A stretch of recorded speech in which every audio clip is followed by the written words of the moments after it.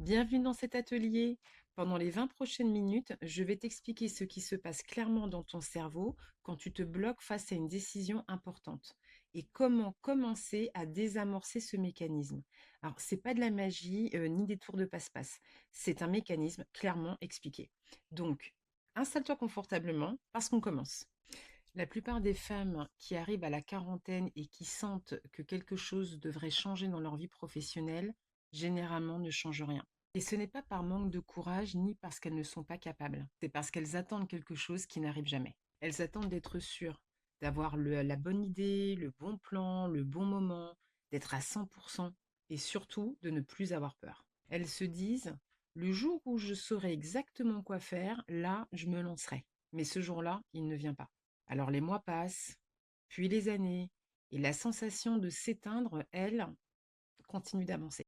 Et le pire, c'est qu'à force d'attendre, elles finissent par croire que le problème, c'est elles, qu'elles ne sont pas faites pour ça, qu'elles ont raté leur fenêtre, ou encore qu'il est trop tard par rapport à leur âge. Si tu te retrouves dans ce que j'évoque, alors sache une chose tout de suite, ce n'est pas toi le problème.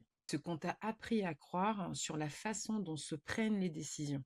On t'a fait croire qu'il fallait être clair dans sa tête avant d'avancer. Mais dans la vraie vie, c'est l'inverse qui se passe. Dans cette vidéo, je vais te montrer pourquoi tout ce que tu as essayé jusqu'ici t'a laissé au même endroit. Pas par ta faute, et ce qui change quand tu prends le problème sous le bon angle. Alors reste jusqu'à la fin parce que j'ai quelque chose à te montrer qui va changer la donne. Si je te parle de tout ça avec autant de précision, c'est peut-être parce que j'ai été à ta place un jour. Moi, c'est Amélie et avant, j'étais dans le marketing. Et un jour, j'ai compris que je m'étais perdue de vue moi-même. En toute confidence, j'avais troqué ma liberté contre un semblant de sécurité. Et cette transaction-là, je la payais tous les matins en silence. Alors, j'ai démarré une formation de coach, au départ, simplement pour renforcer ma posture managériale. Au final, j'ai fini par créer ma propre méthode, Déclic Décision, pour accompagner les femmes comme toi ou moi qui se retrouvent dans la même situation. Et ce que je te promets, ce n'est pas de trouver ta voie en un claquement de doigts, ni de tout plaquer du jour au lendemain. C'est l'inverse. En seulement 12 semaines, tu arrives à t'autoriser à décider, à poser un cap clair et à faire ton premier vrai pas dans le réel.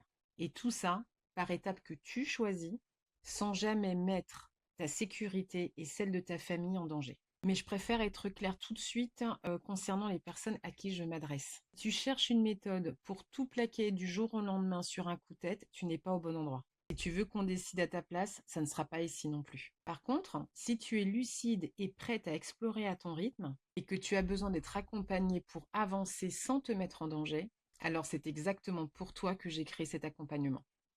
Alors maintenant que nous sommes d'accord que le problème ce n'est pas toi, il faut que je te montre où il est vraiment ce problème. Parce que c'est ce qui explique que tout ce que tu as essayé jusqu'aujourd'hui t'a à chaque fois ramené au même endroit. Tu as peut-être changé d'entreprise en te disant que c'était le poste le problème. Tu as peut-être aussi tenté une thérapie ou encore lu des bouquins que tu empiles sur ta table de nuit. Tu as même peut-être pris contact pour un bilan de compétences. Et toutes ces tentatives, aussi sérieuses soient-elles, partaient du même principe. Trouve d'abord où tu vas et ensuite tu pourras y aller. En gros, d'abord la destination et après le départ. C'est précisément ce principe qui te bloque. Parce que ce réflexe que tu as de vouloir tout maîtriser avant de faire le moindre geste ne vient pas d'un manque de volonté ou d'un manque d'intelligence. Il vient d'un mécanisme dans ton cerveau dont le seul but est de te protéger. Il t'empêche de prendre le moindre risque tant que tu n'as pas la garantie que tout fonctionnera correctement. Sauf que cette garantie, elle n'existe pas. Elle n'arrive jamais. Donc finalement, ce mécanisme qui est censé te protéger t'immobilise. Et pendant que tu restes immobile à attendre, les mois passent et tu sens bien que quelque chose continue de s'éroder en toi.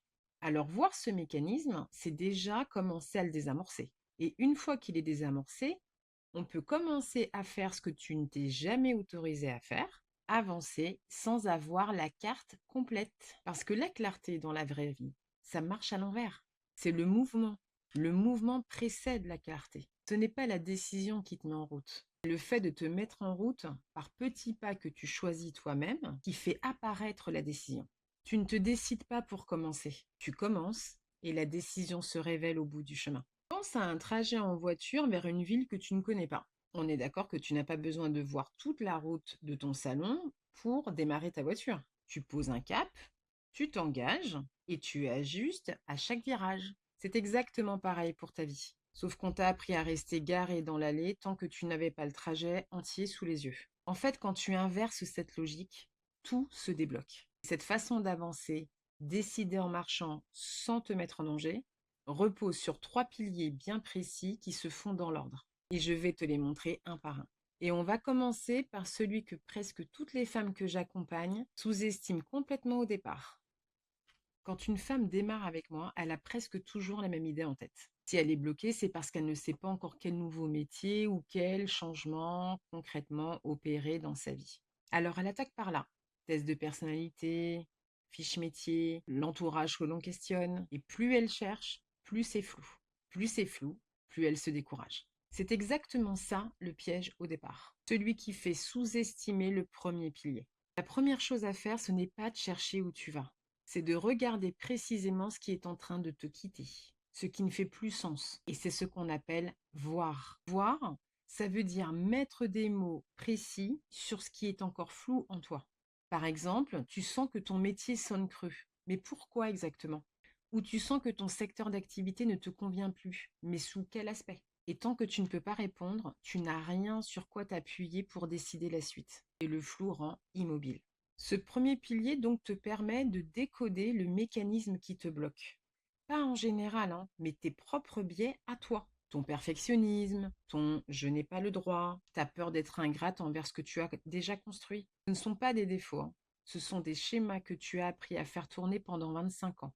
Et à force de les repérer quand ils s'activent en toi, tu reprends la main. Ça me fait penser à une cliente qui était persuadée que le problème était son secteur d'activité, mais c'était autre chose. C'est en travaillant ce pilier qu'elle a pu nommer ce qui réellement était le problème, à savoir sortir de la sédentarité, des écrans, des bureaux fermés, un besoin de contact humain. Ce qui était flou pendant 2 ans est devenu clair en quelques semaines. Il faut savoir maintenant que ce premier pilier ne marche pas tout seul. Parce que tu peux faire tout ce travail de précision et de décodage et ne pas bouger d'un centimètre. Parce qu'il manque encore une pièce et c'est elle qui décide tout. Allez, je t'invite à faire un test avec moi, juste là, en silence. Si tu avais le droit, là tout de suite, de vouloir quelque chose pour toi, seulement pour toi, sans avoir à te justifier auprès de qui que ce soit, qu'est-ce que ce serait? Si une chose te vient en tête et qu'elle se referme aussitôt avec une phrase du type «Non, mais regarde ce que j'ai déjà construit» ou «Non, mais pas maintenant» ou «Non, c'est trop tard», eh bien tu as ta réponse. Tu n'as pas un problème de savoir ce que tu veux, tu as un problème d'autorisation. Et c'est là où on est au deuxième pilier, qui s'appelle vouloir. Vouloir, ce n'est pas un mot violent ni égoïste, hein. C'est juste te redonner le droit que tu t'es toi-même retiré il y a longtemps. Tu testes une à une les croyances qui te ferment la porte, du type plus pour moi, pas le bon profil, c'est pas mon tour, et tu vérifies dans la vraie vie ce qu'elles valent. La plupart, elles tombent au premier test. Et en parallèle, tu remets en lumière des choses que tu as toujours su faire, mais que tu as fini par considérer comme normales, donc invisibles. Et quand l'autorisation se rallume, l'énergie revient avec. Ça me fait penser à une cliente qui, pendant des années, s'est interdit de penser à quelque chose de précis. Au départ, elle voulait travailler avec des enfants. À 20 ans, elle avait même commencé une année de médecine en visant la pédiatrie. Elle l'avait abandonnée et enterré l'envie. Et quand elle a osé un petit peu revisiter cette idée, sans s'engager à rien du tout, hein, eh bien quelque chose s'est rallumé. Et quand 5 personnes de son entourage lui ont en plus confirmé qu'elle l'avait toujours vu travailler avec des enfants, eh bien quelque chose s'est complètement déverrouillé. Et là, ce n'était pas encore une décision, c'était l'autorisation.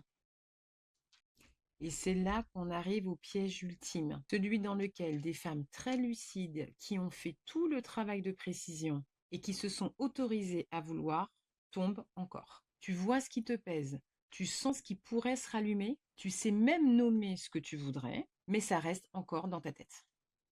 Et uniquement dans ta tête. Tu planifies dans ta tête, tu crées des scénarios dans ta tête, tu interroges ton entourage, les semaines passent et les mois passent. Toute l'énergie que tu avais sentie remonter redescend tout doucement. Et ça, c'est parce que rien n'a été réalisé. Donc tout ça ne sert à rien s'il n'y a pas de réalité en face. Parce que la décision, elle ne se prend pas sur le canapé, elle prend dans ton monde. Et ton cerveau, il ne peut pas trancher s'il n'a pas expérimenté. Alors ça peut être auprès d'une personne qui fait ce que tu imagines, par exemple, ou lors d'une brève immersion. Sans cette expérience, tu restes dans une projection mentale. Tu ne prends pas de décision. Et ça, c'est le troisième pilier. Décider. Décider dans ce cadre, ce n'est pas envoyer ta démission demain matin. C'est faire une petite action dans la vraie vie qui ne t'engage à rien. Une immersion d'une journée ou un échange avec quelqu'un dont le métier t'intrigue, par exemple. Quelque chose de réversible du côté de ta vie et d'irréversible du côté de ta tête. Parce qu'une fois que ton corps a vécu la scène, ton cerveau a une donnée qu'il n'avait pas. Et derrière, ton plan d'action de 3 mois s'écrit presque tout seul. Par exemple, une personne que j'ai accompagnée souhaitait travailler dans la transmission, mais sans savoir quoi précisément. Eh bien, on a posé un geste simple, à savoir 2 heures d'observation auprès d'un prof dans une école. Elle en est ressortie soulagée en disant: «C'est pas exactement ce que j'imaginais, mais c'est plutôt par là, c'est plutôt le bon chemin, ça y ressemble». Et c'était la première fois en 25 ans qu'elle avait un cap aussi net. Après ça, son plan d'action de 3 mois s'est écrit tout seul. Et quand ces 3 piliers s'enclenchent, voir, vouloir, décider, c'est toi et toi seul qui écris l'histoire de ta vie. Et cette histoire que tu écris, je peux déjà te la raconter. Je vais te dire à quoi ressemblent tes journées 6 mois après avoir mis ces 3 piliers en place. Le matin, tu te lèves sans cette boule à l'estomac qui t'attend. Tu n'es pas euphorique, tu es juste posé. Tu t'apprêtes à vivre une journée qui te ressemble. Ça n'a l'air de rien dit comme ça, mais en réalité, c'est immense. Tu as posé tes limites et personne ne s'en porte plus mal. Ton entourage les respecte sans en parler parce que toi-même tu les portes autrement. Le soir, une personne proche peut te demander comment s'est passée ta journée. Et pour la première fois depuis longtemps, tu as envie de raconter. Et pas pour vider un sac, mais pour partager quelque chose que tu aimes. Quand à un dîner, on te demande ce que tu fais dans la vie, tu réponds sans l'attention d'avant. Ce que tu fais a du sens, cela s'entend et cela se voit. Ton entourage te regarde avec fierté. Ils ont compris quelque chose en te voyant changer que tu ne pourras jamais expliquer avec des mots. Et de temps en temps, sans prévenir, tu sens quelque chose se desserrer en toi. C'est ton corps qui réalise avant ta tête que tu n'as plus à tenir. Tu es à ta place. Tout ce que je viens de te décrire n'est pas une projection que je te vends. C'est ce que j'ai vu se passer sous mes yeux avec des femmes que j'ai accompagnées. Celle qui avait commencé médecine et qui avait fait une expérience dans une école auprès d'un prof et qui en était ressortie donc soulagée. Quand elle est arrivée vers moi, cette personne-là, elle me disait: «Si je continue comme ça, je vais m'éteindre complètement». 4 mois après notre démarrage, elle s'est autorisée à revisiter une envie qu'elle avait enterrée pour la transmission et elle a posé ses premiers pas dans le réel. Et ce n'est pas une démission, c'est un cap avec un premier jalon franchi. Aujourd'hui, elle écrit la suite de son histoire à son rythme. Ce qu'elle a vécu, je le vois aussi chez d'autres femmes que j'ai accompagnées. 2 d'entre elles ont bien voulu témoigner et je les en remercie infiniment. Sous cette vidéo, vous pourrez retrouver Céline, par exemple, qui s'épuisait à dire oui tout le temps à tout le monde et qui a commencé aujourd'hui à poser ses limites, à dire non. Ou encore Nicole, qui aujourd'hui voit plus grand dans ce qu'elle peut porter. À ton âge, il n'est pas trop tard. Il te reste 10, 15 à 20 ans pour vivre une seconde vie professionnelle. C'est assez long pour en construire une vraie. Cet accompagnement, je le tiens parce que je suis coach et technicienne PNL certifiée, parce que je l'ai vécu moi-même et parce que tu restes autonome dans tes choix tout au long du parcours. C'est ce qui permet d'aller en profondeur sans te mettre en danger. Voilà, cet atelier touche à sa fin. Tu as maintenant en tête le mécanisme qui te bloque et le principe inversé qui permet de le désamorcer. La question qui reste, c'est: qu'est-ce que tu en fais maintenant? Et tu as 2 options qui s'offrent à toi. La première, c'est de ne rien faire. Tu reprends là où tu en étais en te disant que c'était intéressant et que tu y reviendras plus tard. Dans 3 mois, tu y penseras peut-être encore ou pas. Et dans un an, soit tu seras pile au même endroit, soit tu auras attendu 12 mois de plus. C'est aussi une décision, même quand on la prend sans la prendre. La deuxième option, c'est de continuer ce qu'on vient de commencer ensemble. Tu réserves ta séance offerte afin qu'on puisse appliquer tout ça à ta situation. Le lien est juste en dessous, c'est gratuit et ça ne dure que 30 minutes. Je précise, ce n'est pas un appel commercial, c'est un échange. Tu me racontes où tu en es, je te pose les bonnes questions et à la fin, je te dis juste si Déclic Décision peut t'aider ou pas. Si c'est le cas, je t'oriente vers la suite et si ce n'est pas le cas, j'essaierai de t'orienter vers ce qui te correspond le mieux. Dans tous les cas de figure, tu ressors avec une vision beaucoup plus nette que quand tu es entré. Je tiens à préciser que cet échange n'est pas pour tout le monde. Si tu cherches des garanties chiffrées ou des promesses miracles, ne réserve pas ta séance. Tu seras déçu. Mais si tu n'en peux plus d'attendre que les choses se débloquent toutes seules et que tu es prête à explorer à ton rythme, c'est exactement pour des échanges comme celui-là que je réserve des créneaux. Et quoi que tu décides, réserver ta séance ou en rester là où tu en es, ce que tu choisis maintenant change le chemin que tu prendras pour les 6 prochains mois.